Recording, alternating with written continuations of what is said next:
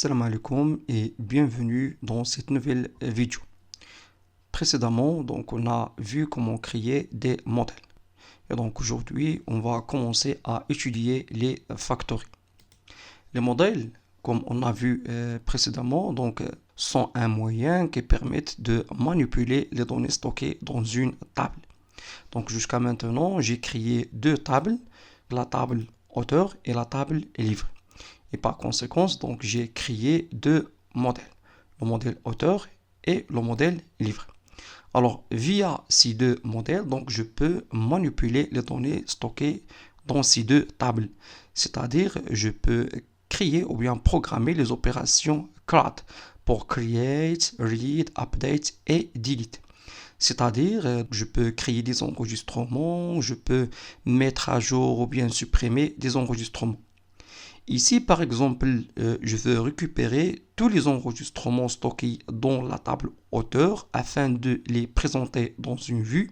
Je vais rencontrer un problème. La table auteur est vide.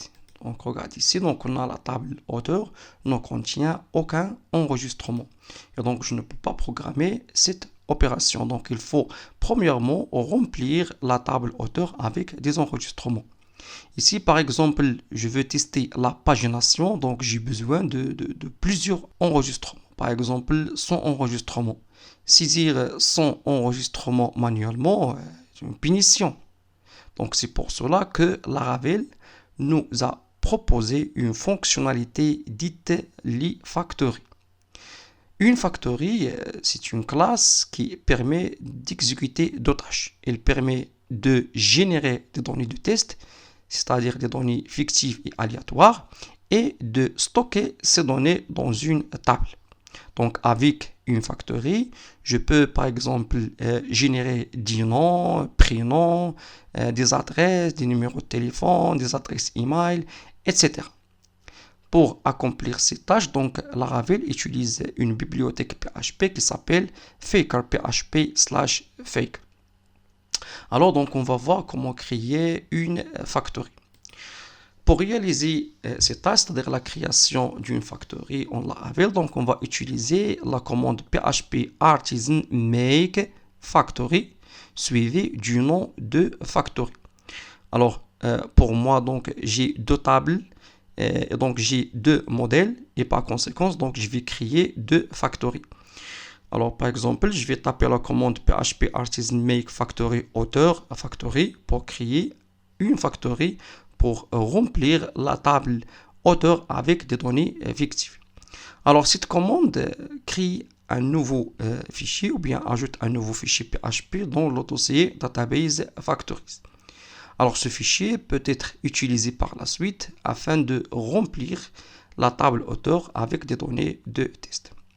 Alors, une petite remarque à propos du nom du factory. Alors, toujours, il faut respecter des conventions de nommage de Laravel. Alors, le nom du factory doit commencer par le nom du modèle à laquelle il est associé et suffixé par factory. Alors, pour le modèle auteur, le factory associé à son module doit nommer auteur factory. Et pour le modèle livre, je vais créer la factory livre factory. Alors, j'ai le modèle auteur et le modèle livre. Et je vais créer deux factories. Donc, la commande, c'est php artisan make factory. Et je vais donner le nom du factory. Donc, premièrement, c'est auteur factory. Je valide. Voilà. Et deuxièmement, php artisan make factory. Et maintenant, je vais créer le deuxième factory. Donc, c'est livre factory. Je valide. Et voilà. Alors, maintenant, sous le dossier database factories, j'ai deux factories. Auteur factory et livre factory. Et dans chaque fichier, on a une classe. Donc, j'ai ici la classe livre factory, extends factory. La classe livre factory hérite de la classe factory Et même chose pour la classe author factory, donc il hérite de la classe factory. Et dans cette classe, donc on a une méthode qui s'appelle définition et qui retourne un tableau. Donc on va plus tard détailler cette méthode. Voilà pour la création d'une factory.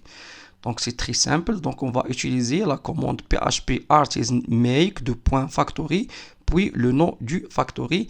Et j'ai déjà dit que il faut respecter une convention de nommage. Donc le nom du factory doit commencer par le nom du modèle à laquelle il est associé et suffixé du mot factory. Alors, une factory ou bien une classe factory comporte une fonction ou bien une méthode qui s'appelle définition. Alors, au niveau de cette méthode, donc, s'effectue l'opération de la génération des données de test ou bien des données fictives. Et pour cela, j'ai déjà dit que Laravel utilise une bibliothèque qui s'appelle faker php/faker. Alors, je vais essayer de générer des données pour la table auteur. Alors, pour cette table, donc, on a le champ ID, nom, prénom, tel, date de naissance, nationalité, created at et updated at. Alors, pour la génération, donc, je vais générer des valeurs pour le champ nom, prénom, tel, date de naissance et nationalité. Alors, pour l'ID, c'est la clé primaire, sa valeur sera générée automatiquement par le système de gestion de base de données. Alors, pour author factory, donc ici au niveau de la méthode définition, je vais affecter une valeur pour chaque champ de la table author. Je vais commencer premièrement par le champ nom et je vais utiliser maintenant la bibliothèque faker afin de générer une valeur pour ce champ. Faker, bien fake, name. Puis, ou bien je m'excuse, donc je vais utiliser ici last name. Donc name génère le nom et le prénom. Mais ici j'ai le nom, donc je vais utiliser last name. Maintenant pour prénom, donc je vais utiliser toujours le helper fake. Et maintenant first name.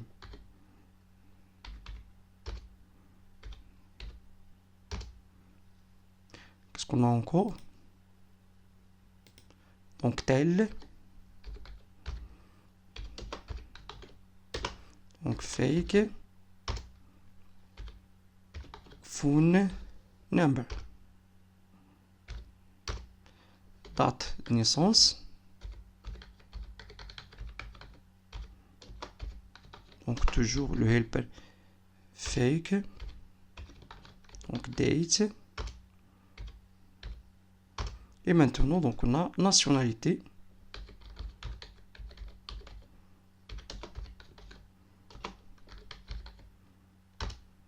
Donc, fake. Alors, donc, ici, je vais créer un tableau qui contient des nationalités.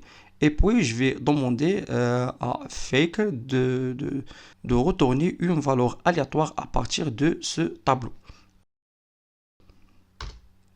Je vais créer un tableau qui s'appelle donc nationalité.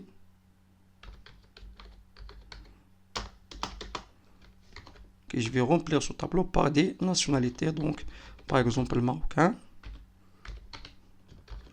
French, German, Japanese. Je vais arrêter ici. Alors maintenant, je vais demander à fake de retourner une valeur aléatoire à partir de ce table. Je vais utiliser random elements et je vais passer à cette méthode la table nationalité. Et voilà. Donc maintenant, j'ai implémenté la méthode définition afin de générer une valeur aléatoire et fictive à l'aide de la bibliothèque fake. Même chose pour la table livre. On a ici donc dans la table livre, voilà, donc je vais générer une valeur pour le champ titre, résumé et année.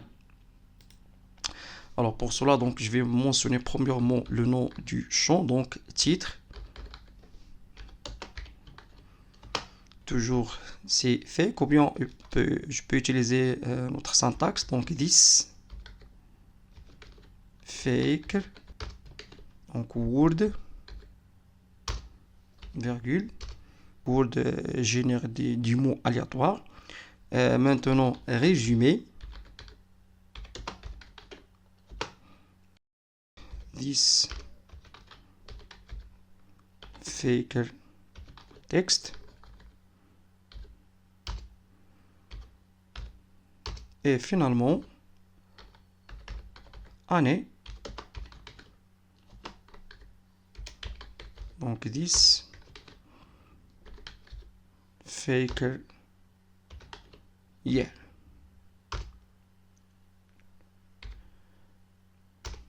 Donc, j'ai oublié un autre champ, c'est le champ auteur ID.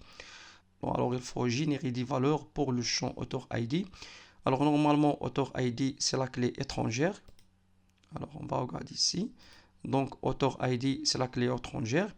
Et donc, la valeur de la clé étrangère, ou bien ce champ doit prendre une valeur à partir des valeurs présentées dans le champ ID.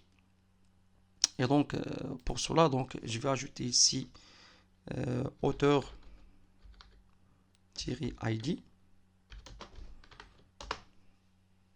Donc ça c'est le nom de ce champ, donc c'est auteur-ID. Alors donc ici je vais prendre un enregistrement par hasard à partir de l'ensemble des enregistrements de la table auteur. Puis je vais retourner au champ auteur ID, l'ID de cet enregistrement. Pour cela je vais utiliser le modèle auteur. Puis la méthode in random order. Alors, cette méthode permet de trier les enregistrements de la table auteur d'une façon aléatoire. Maintenant, je vais prendre la première enregistrement, donc first, et je vais retourner l'ID de cet enregistrement. Et voilà. Donc ici, dans la méthode définition, donc on a généré des données aléatoires pour chaque modèle. Alors, pour la bibliothèque faker, donc il peut générer d'autres valeurs. Donc je peux utiliser par exemple fake name, alors pour générer un nom complet, c'est-à-dire le nom plus le prénom. Donc fake word pour générer une chaîne contenant un seul mot. Fake text, donc c'est pour générer une chaîne de caractères qui se compose par défaut de 200 caractères. Et je peux passer à cette méthode le nombre de caractères de la chaîne de caractères. Alors, fake adresse, c'est pour générer des adresses. Fake country pour des pays. Fake email pour des adresses email. Phone number pour les numéros de téléphone. Donc, password, c'est pour générer des mots de passe. Credit card type, c'est pour générer le nom d'une carte de crédit. Alors, on peut aussi générer des codes barres, des années, etc. Alors, pour plus d'informations, vous pouvez visiter le site fakerphp.github.io. Alors maintenant, comment on peut appeler une factory? Pour appeler une factory afin de générer des données de test et de les stocker dans une table, on va commencer premièrement par un appel à la méthode factory, qui est une méthode statique et qui se trouve au niveau de la classe auteur. À cette méthode, donc on va passer le nombre des enregistrements à créer, par exemple 10, puis on va enchaîner à cette méthode la méthode create. Alors en général, donc on commence toujours par le nom du modèle, livre ou bien auteur, puis on va appeler la méthode factory. Comme j'ai déjà dit, cette méthode se trouve au niveau de ce modèle, à laquelle on va passer le nombre des enregistrements à créer, puis on va enchaîner à cette méthode, la méthode create. Mais regardez bien ici, Alors, j'ai ici le modèle auteur. Alors, au niveau du modèle auteur, donc, j'ai pas ici la méthode factory. Alors, ici, j'ai appelé la méthode factory qui se trouve au niveau du modèle auteur. Mais ici, dans la classe auteur, j'ai pas ici la méthode factory. Cette méthode se trouve au niveau du tree has factory. Alors, j'ai ici use has factory. Has factory, c'est un tree PHP. Et dans ce tree, donc, j'ai la méthode factory. Donc, voilà la méthode factory. La méthode factory, donc, c'est une méthode statique. J'ai ici le paramètre count. Donc, le paramètre count, c'est le paramètre qui va contenir le nombre des enregistrements à créer. Donc ici, j'ai passé 10. Donc cette valeur va être enregistrée dans la variable count. Alors, factory, c'est une méthode statique à laquelle je vais passer le nombre des enregistrements à créer. Et cette méthode a pour objectif de retourner une instance du factory associée au modèle auteur. Alors, cette méthode va chercher dans le dossier database factories le factory ou bien le fichier qui a pour nom auteur est suffixé de factory. Et donc, elle va retourner une instance de cette classe ou bien dans la classe qui se trouve dans ce fichier. Et même chose pour le modèle livre. Donc, j'ai toujours ici use has factory. Et toujours dans ce trait-là, donc j'ai la méthode factory. C'est une méthode statique et qui a le paramètre count. Et maintenant, la méthode factory ici, elle va retourner le factory associé au modèle livre. Et dans ce cas, elle va retourner une instance de la classe livre factory. Voilà. Donc, on commence premièrement par un appel à la méthode statique factory. Donc, c'est une méthode statique. Puis, on va enchaîner à cette méthode, la méthode create. Où se trouve la méthode create? Donc la méthode create, il se trouve au niveau de la classe factory. Donc j'ai ici author factory, extends factory. Alors au niveau de la classe factory, donc j'ai la méthode create. Donc je vais la chercher. Donc voilà la méthode create. Donc c'est la méthode qu'on a appelée ici create. Et voilà la méthode create. Alors la méthode create, il va appeler la méthode make. La méthode make a pour objectif de créer des instances sans les enregistrer dans la table ou bien dans la base de données. Donc la méthode make, elle va seulement générer une ou bien des instances de la classe auteur. La méthode make, ou bien au niveau de la méthode make, donc on va appeler la méthode définition afin de générer des données aléatoires pour le modèle auteur. Donc je vais répéter. Donc la méthode create va appeler la méthode make. La méthode make, elle va créer des instances de la classe auteur. La méthode make, elle va appeler la méthode définition afin de générer des données fictives. Puis la méthode create, elle va appeler la méthode store qui a pour objectif de stocker ou bien d'enregistrer les enregistrements dans la base de données. Et voilà donc le processus de la génération et de stockage des données dans la base de données. Donc j'ai ici un schéma qui représente les différentes étapes. Alors on a ici auteur factory. Donc on va appeler la méthode statique factory qui se trouve au niveau du modèle auteur. Donc ça c'est la classe auteur dans laquelle on a la méthode factory. Donc la méthode factory il est fournie par le tree has factory. Alors cette méthode elle va retourner une instance de la classe auteur factory. Puis on va appeler la méthode create. La méthode create elle va appeler la méthode make. La méthode make elle va créer une ou des instances de la classe auteur. Et donc, elle va appeler la méthode définition afin de générer des données aléatoires pour chaque instance. Puis, la méthode create, elle va appeler la méthode store qui a pour objectif de stocker les données ou bien les enregistrements dans la base de données. Maintenant, la question à poser, c'est où on va appeler ce code. C'est-à-dire où on va demander à Laravel de générer des données aléatoires pour la table hauteur ou bien pour la table livre. Et donc, c'est ce qu'on va voir dans la vidéo prochaine, Inch'Allah. Merci pour votre attention.